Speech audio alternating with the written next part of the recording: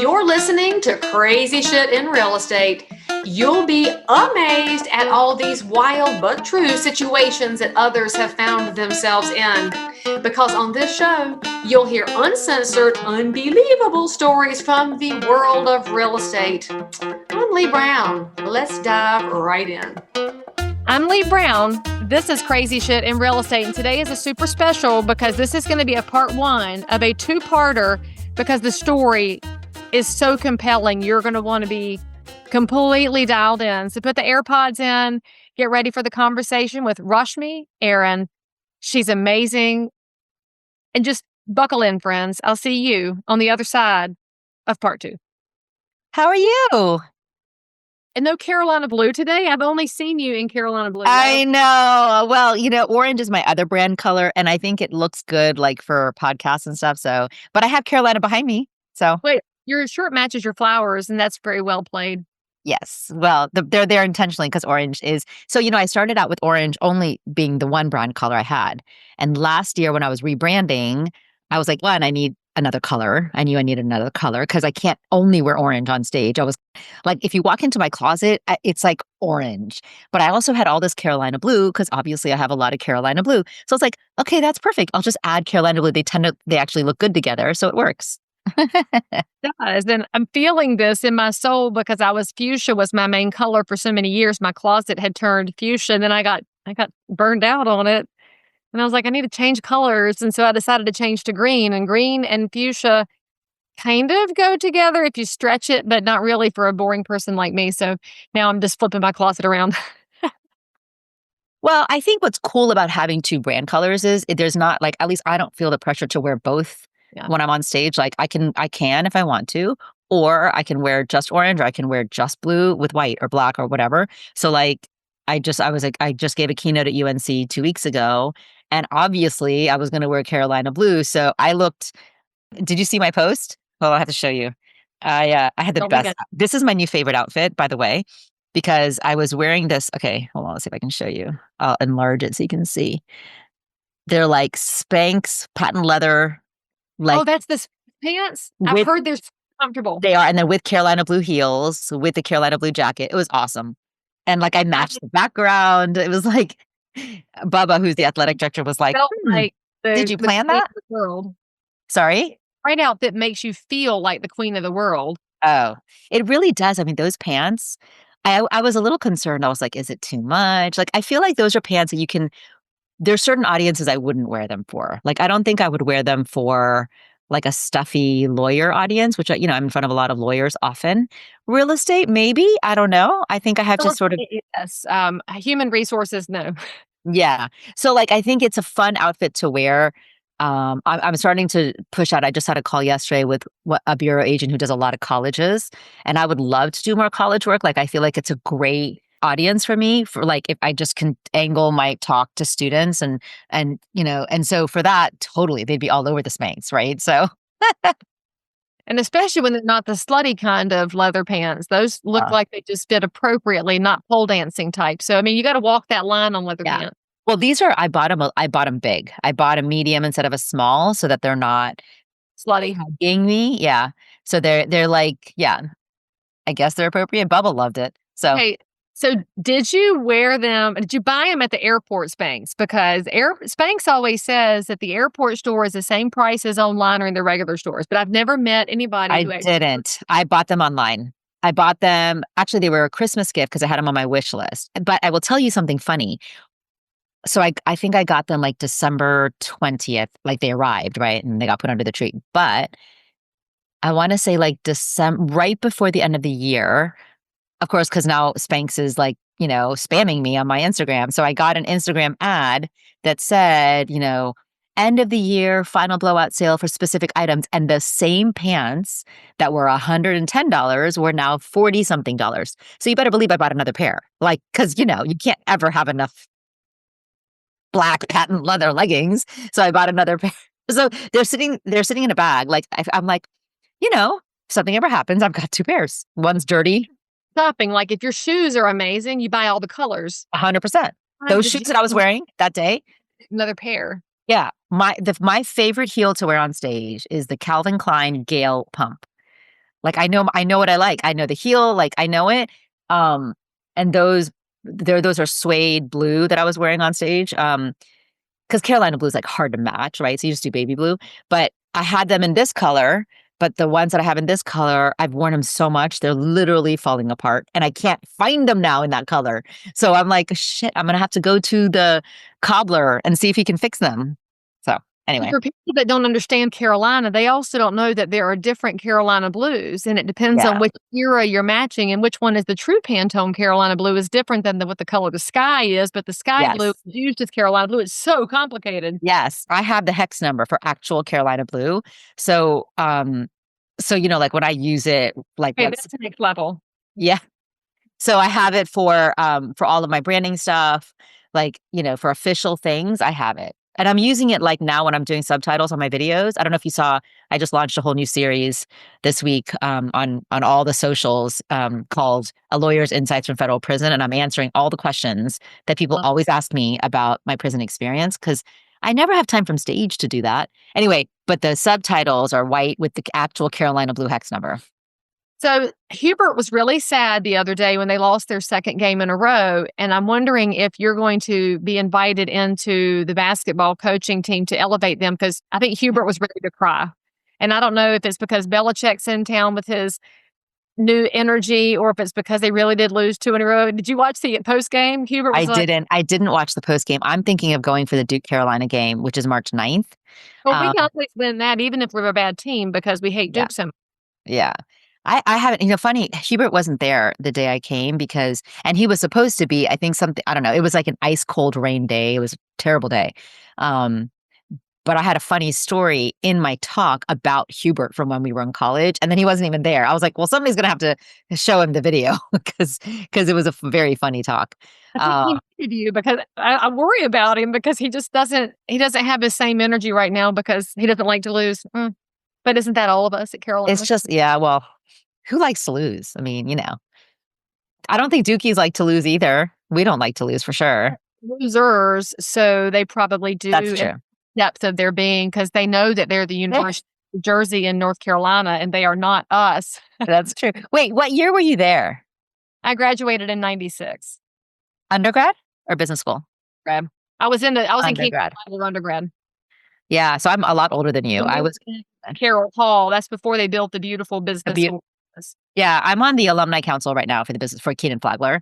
So, yeah, we had our meeting in February, and I'm on the campus engagement committee. I mean, between you and I'm not sure I'm going to stay on this council because the College of Arts and Sciences dean also asked me to be on his leadership council. So I've been also involved with that, and that's taking up more time, but it also feels a lot more rewarding for me.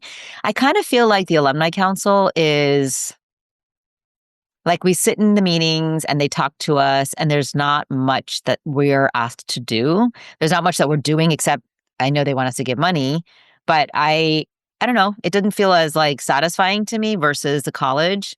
And the college is obviously because I was a speech communication major, but I was a business minor.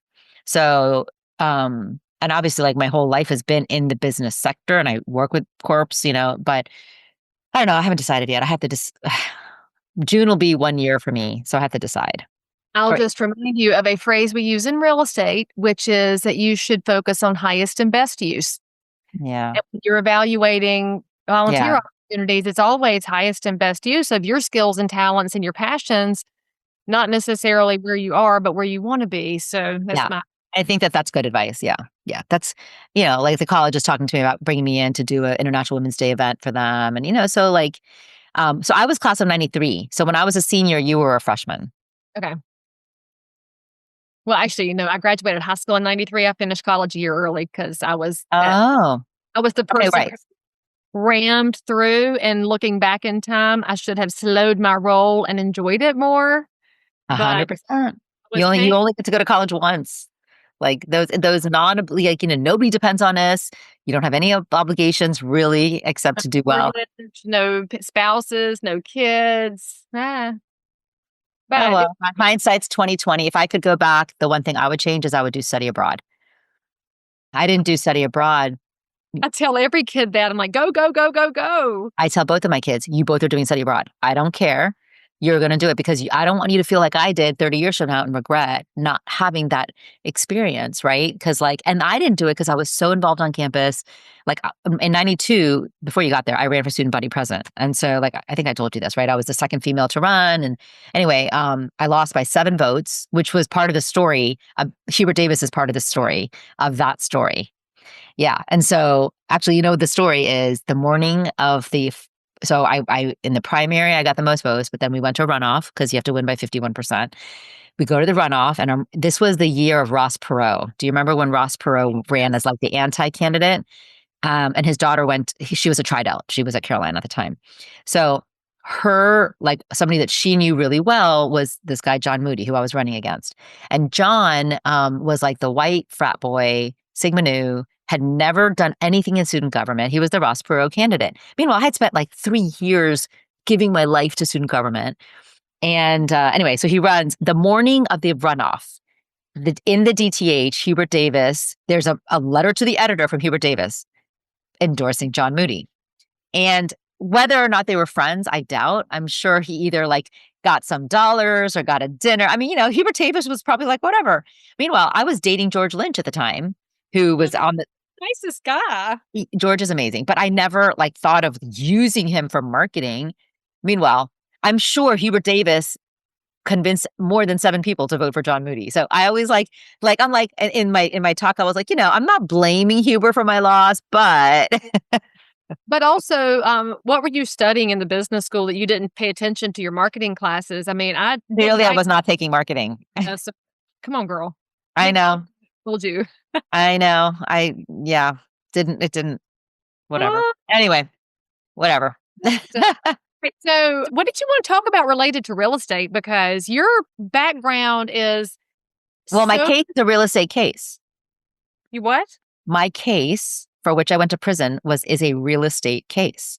I was a real estate attorney with my own little title company in Miami in the heyday of real estate in 05, 06, 07. 07, I meet a real estate developer, and it's an entirely real estate case, which is why oftentimes state associations call me to do their annual conferences, because it's the cautionary tale that everybody needs to hear. Because in real estate, people make bad decisions all the time and take shortcuts all the time. Then I have to ask, do you know who Victoria Sprouse is? No. Do you remember the wax ring case? It was one of the biggest FBI breaks of the mortgage fraud era, straw buyers, the whole bit. She was Victoria, what was her last name? Sprouse. She might still be in jail. She was the attorney, and this happened right here in North Carolina in Waxhaw, which is how it came to be known as the wax ring.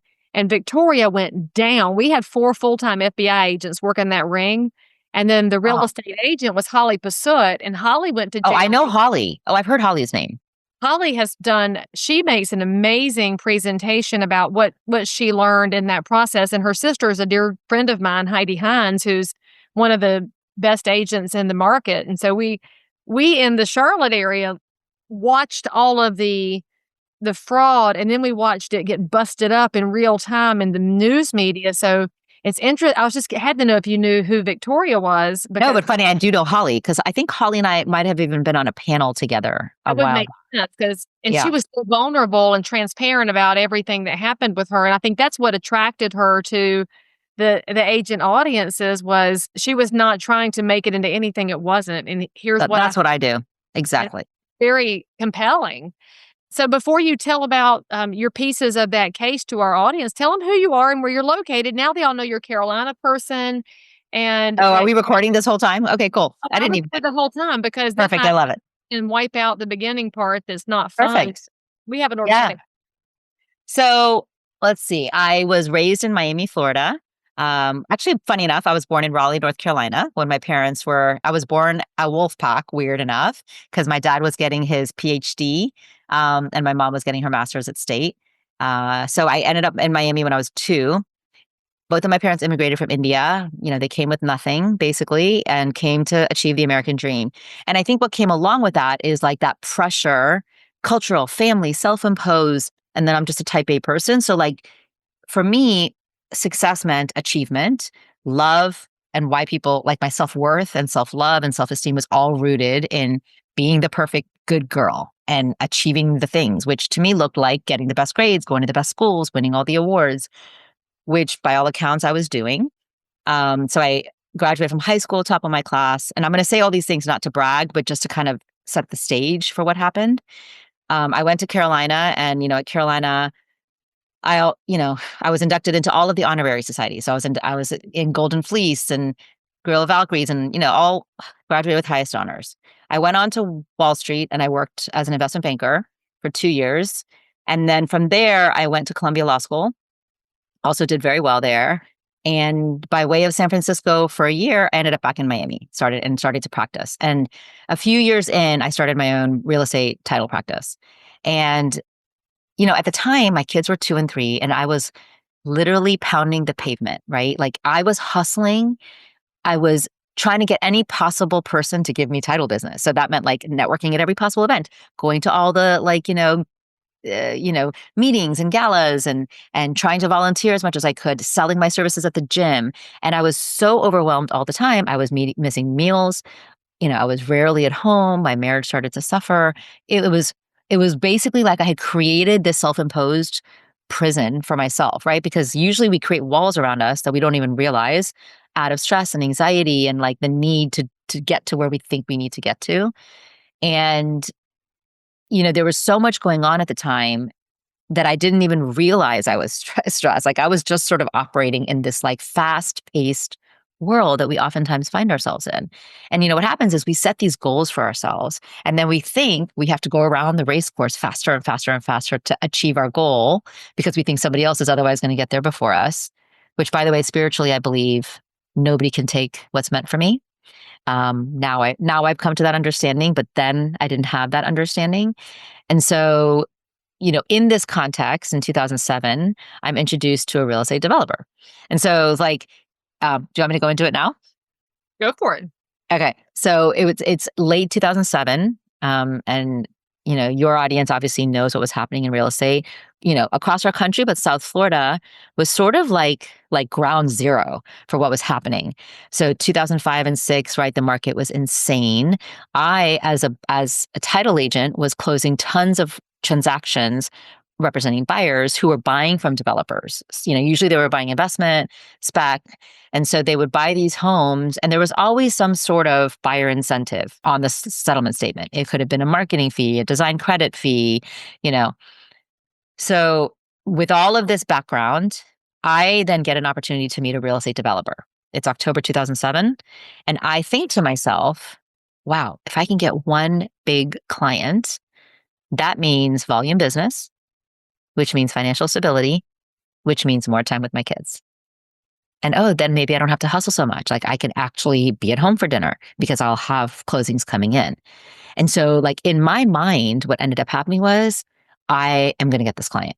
I have to get this client. And I was so focused on that goal, right? Achieving the goal, that when I went to go meet him, and actually he never came into the meeting. He was like in a side office. His 2 operations guys came in to meet me, and they basically began to describe buyer incentive transactions that were being disclosed on the settlement statement as a rental guarantee. I had a rental guarantee document, it was very creative and outside of the box. I went to a side room and called my underwriting counsel at the title company and asked, like, hey, I'm with the developer. He wants to, give these third-party disbursements on the settlement statement. This is how they're going to do it. And I kind of said, as much as I thought they needed to know, right, that what was going to flow in and out of my escrow. And the escrow agent, the underwriting attorney said, okay, as long as you do A, B, C, D, E, your file should be audit proof. They'll be fine. There's something we all know in real estate, and that is the fact that buyers are interested in 2 rooms in the house primarily, one being the kitchen and the other one being that master bedroom, because we all know that those who pay the mortgage are really looking for somewhere they can relax. And in fact, Cozy Earth products are designed to transform the 5 to 9, as in the end of the day and bedtime for you lucky people, the time that matters most, into the coziest sanctuary. Cozy Earth products have a special coupon for you. If you go to real estate in the little code block, you are going to save 40% off their sheets and also their super swanky towel. I hear the pajamas are great too.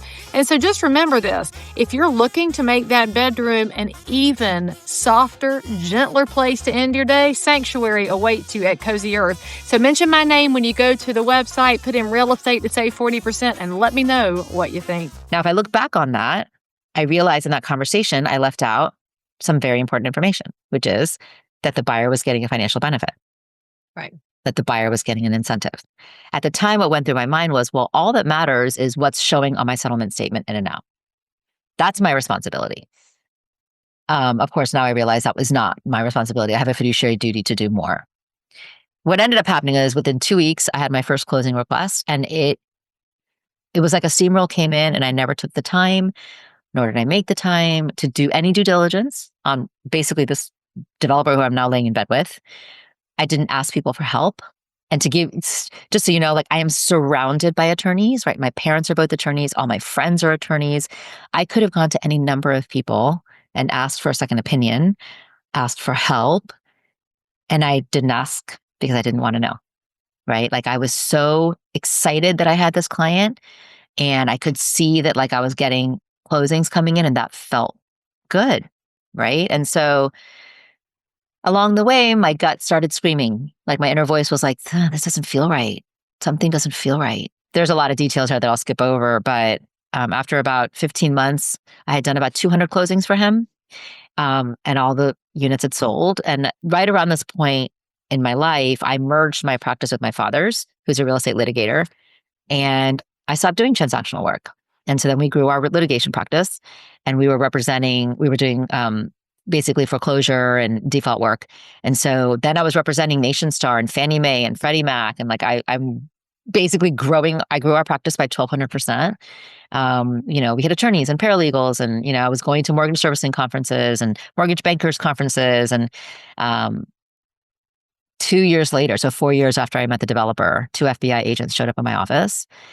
And all I can say is it was scary.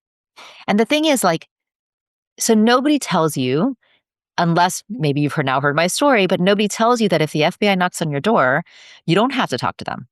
Like, you can actually say, can I take your card? And I'll call you, and I'll come in with an attorney. And I'm an attorney. I should know this, but I did not know this.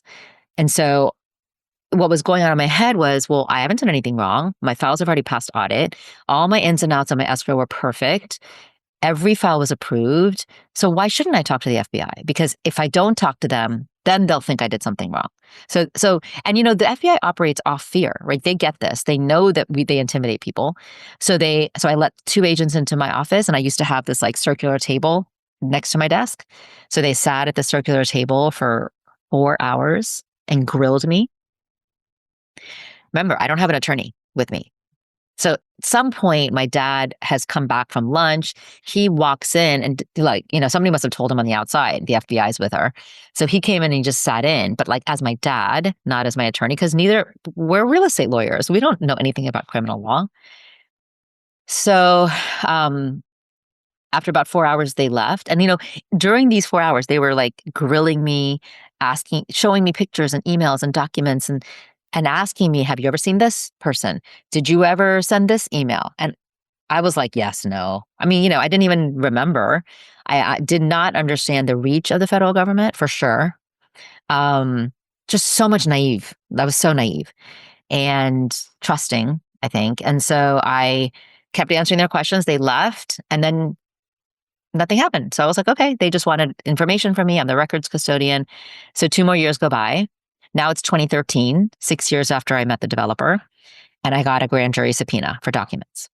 So now 6 years later? Yeah. So I'm still thinking, well, I'm the attorney, so I'm the records custodian, because the subpoena was for all of the files with this developer. So I was like, oh, okay. Something must have happened with the buyers or the mortgage brokers or the developer, and they want all the files because I have all the files. So I submit all the files, right?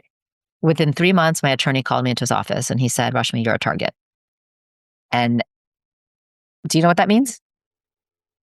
It sounds to me like it means your name is on all the documents in-house and your permanent file, and that sounds very much like you're going to jail. Right. So at the time, I was like, what does being a target mean? And when my attorney explained it to me, there's no other way to describe it except that I collapsed on his sofa and was hysterical crying because this was my whole life. Like this was everything I had worked so hard for. And it felt like I was in a twilight zone. Like, this can't be happening. This can't be happening. I honestly feel like, I want to say 6 months, I tried to avoid indictment. So I was very arrogant. I can be really honest about the fact that like, I thought to myself, well, I know all the right people. Like I know, my attorney was a former US attorney. I knew all the politicians. I was like, no one's going to indict me. Like, I'm a good person. How could they indict me? And I kept trying to convince the prosecutor not to indict me. And the prosecutor, to his credit, his name's Joe. Joe kept saying, Rashmi, we just want to come and talk. Like he would tell my attorney, we just want to talk to her. We just want to know what she knows. And I kept saying, I don't know anything. What am I going to say? Like on principle, what am I going to say? So in April 2014, I got indicted for 1 count of conspiracy to commit bank fraud and 24 counts of bank fraud. They took 24 transactions and they attached it to the complaint out of the 200. So imagine this is 7 years after I meet the developer, I get indicted. And I went through all the discovery. So, usually a defendant does not actually go through their own discovery, right? But I'm a lawyer and I think to myself, I'm going to prove I'm innocent. Like I'm going to find that like one smoking piece of evidence that's going to prove my innocence. So every day, my kids were 7 and 8 at the time, I would take them to school. And then summer came, so then I would take them to camp. And every day, all I did all day long was I would go through the discovery. It was 200,000 pages of documents and 15,000 emails. And periodically I'd meet with my attorney and we would take out, like we would say, okay, like here's the good pieces of evidence. Here's the not so good pieces of evidence. And then a couple months later, he asked my parents and I to come in. So at this point, my attorney was a guy named David, who is like a friend. He lives down the street. His wife also went to Carolina a year behind me. And our kids have been in plays together. I taught legal research and writing at University of Miami Law School with him. Like I've known him for 20 plus years. And he calls me into his office with my parents. And he basically gave us a whole presentation, which was essentially, Rashmi, if you want to go to trial, we'll take you to trial. But here's all the reasons why if you go to trial, you're going to lose. And, you're my client. If you want to go to trial, we'll do our best. But you're going to lose. And you're looking at 20 years. And here's the thing, like, I get that you didn't walk into this planning a crime.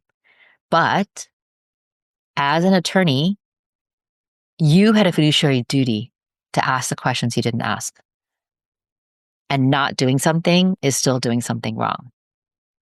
Right. And like this, obviously it's not just for attorneys, right? Real estate brokers, real estate agents have the same exact responsibility. If they know there's a straw buyer, there's a responsibility to say something.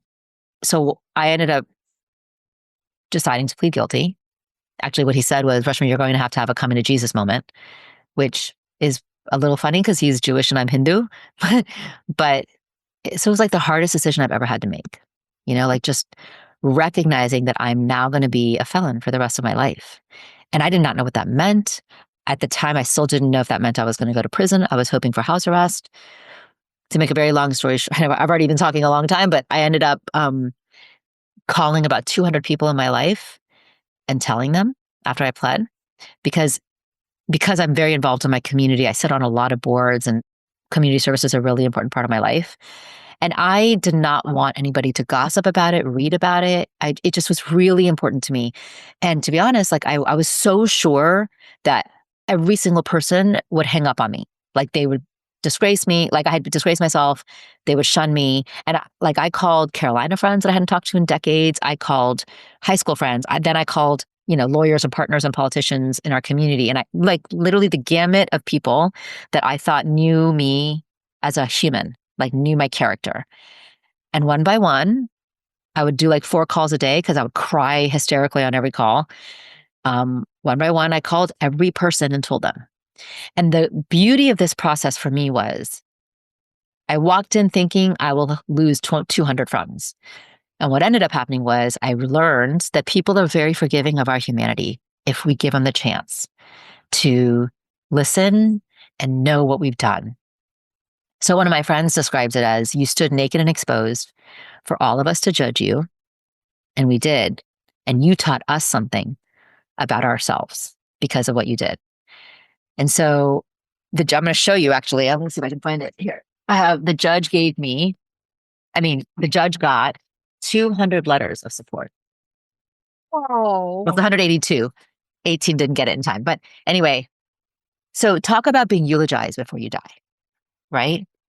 So the gift of that was recognizing like people love me unconditionally and my self-worth is not in my achievements, but actually in how I have impacted people. And I think oftentimes we lose sight of our purpose in life or a purpose in our day-to-day.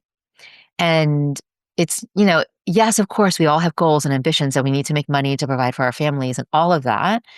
But it's how we touch people's lives that actually matters. And literally my entire definition of success has shifted to exactly this. Every day, can I touch somebody's life? At my sentencing hearing, all of those people showed up, like friends from Carolina, flew in from New York, drove from Charlotte and surprised me just to be there, just to love on me and show the judge they supported me. There's no greater feeling of love and success than that to me. And then on that day, the judge sentenced me so he sentenced me to 1 year and a day. I had 60 days to surrender, which meant that, and obviously when he sentenced me, I was again on the ground, hysterical. And it wasn't that I was scared for me, right? Like I was just scared what's going to happen to my kids. And at the time I was already separated. So, there's so much anxiety about how will they respond to this? How will they grow from this? So one of the things that their dad and I did very intentionally was we're going to honor our children with the truth. Whatever they're going to learn in this lifetime, they're going to learn through. They have to learn. Like, I don't want to lie to them. Earlier in my life, my parents also went through some really hard times financially, also because of real estate. And they were developers and they had lost everything in the 80s crisis. And they always told us the truth, no matter how hard it was. And so I knew that that was how I was going to approach this. And so the kids, actually, you'll love this, Leigh. They were 9 and 10 by now. And I got sentenced June 16th, 2015. And the judge had given me 60 days to surrender and I was allowed to travel still. Like I didn't have money, but I was allowed to use miles or drive. And so I brought the kids to Chapel Hill. They had never been to Chapel Hill. So I brought them to Chapel Hill. It was July 4th. And I remember walking all over campus, taking all these pictures. We went to Kenan Stadium to watch the fireworks, painted our faces, did the whole thing. And what was so incredible about giving my kids, I had already told them before the trip. So they had time to like process. And then every now and then they would ask me questions like, Mommy, what will you wear? Mommy, what will you eat? Most of the time I really didn't know the answer, but I would say, I don't know, honey, but I'm sure I'll find something. The most important question to them was, Mommy, will you be safe? Right? They want to know that their mom is going to come home at some point safe. So I surrendered in August. I ultimately served about 6 months. I spent 10 days in downtown Miami. I spent most of my time at a minimum security camp near Orlando. I spent 23 days in a county jail in Pasco County, which is St. Petersburg, because there was another case and they asked me to testify in another case where I had knowledge because it was the same developer. And because I testified in that case, I was allowed to come home early. My prosecutor filed a motion and the judge allowed me to come home. So I never had to do house arrest. I never had to do halfway house, which was incredible. And I came straight home to probation. And that was in 2016. So actually in a month will be, 9 years that I've been home.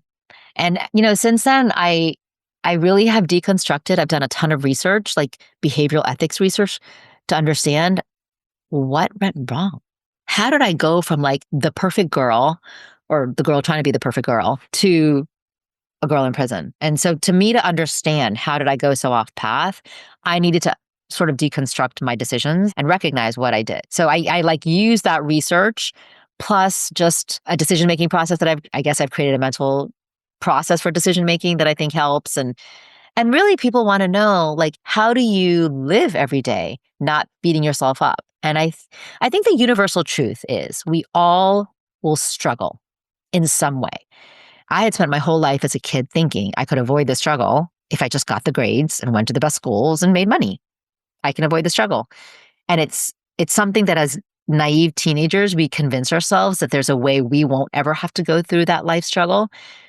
But as we all know, whether it's medical, financial, legal, in my case, financial and legal, marital, like we all go through something. It's not a matter of if, it's a matter of when. And so when we do go through struggle, how do we rise up off our knees, right? How do we, and I don't think you just, rise above and just move on. I don't think that true growth is not from just escaping the pain and moving forward. I think true growth comes from really embracing whatever it is we're going through, no matter how hard, and feeling the pain in our bones and then letting it go and then daring to keep going. That's where true growth comes. And so much of my work now is like recognizing that when we grow our people, we grow our companies. And so to me, like I love now what I get to do and I feel really honored. Okay, now that I've just talked for a long time. Well, and here's what I hate to do is I hate to cut this conversation off, but we're going to have to because we're out of time. But oh, okay. You promised me to come back for a part 2. Sure. So finish the unpacking because I know my audience sitting here going, Leigh Brown, don't cut us off, but I have to cut y'all off because this is there's way more to this. And I would love to. Yeah, I'd love to share what I've unpacked and figured out. Okay. So in the meantime, friends, all of Rashmi's contact information, social handles are in the show notes for this episode. I want you to comment and like below, subscribe so you don't miss part 2. We are going to cut part 2 and we're going to bring it to you really quickly because on Crazy Shit in Real Estate, it's my show. And so we're going to take this one long because this is worth it. Thank you for bringing your story to my show. Your show is your story, and your story has come to my show. So it's all shows and stories. Yep. Oh, this is such a life story. All right, friends, make sure you hit the bell to subscribe and come back for part 2. By the way, friends, don't miss my brand new coaching program at answers.realestate, where you can have access to Leigh Brown, submit your questions, have them answered, meet like-minded professionals, have an entire library to help you build your business no matter what happens in the market. Get signed up today. I promise you'll be glad you did. As always, I'm so super thrilled that you joined in for more crazy shit. And if you're a realtor, investor, inspector, lender, or just a regular human being who happens to have an unbelievable story that you need to tell the world about, or frankly, you just need to one-up the story you just heard, then make sure to DM me on Instagram at Leigh Thomas Brown or tweet me at Leigh Brown or frankly any social network where you hang out. I'm there. And if you had some fun, then you totally want to subscribe so you don't miss out on any future episodes.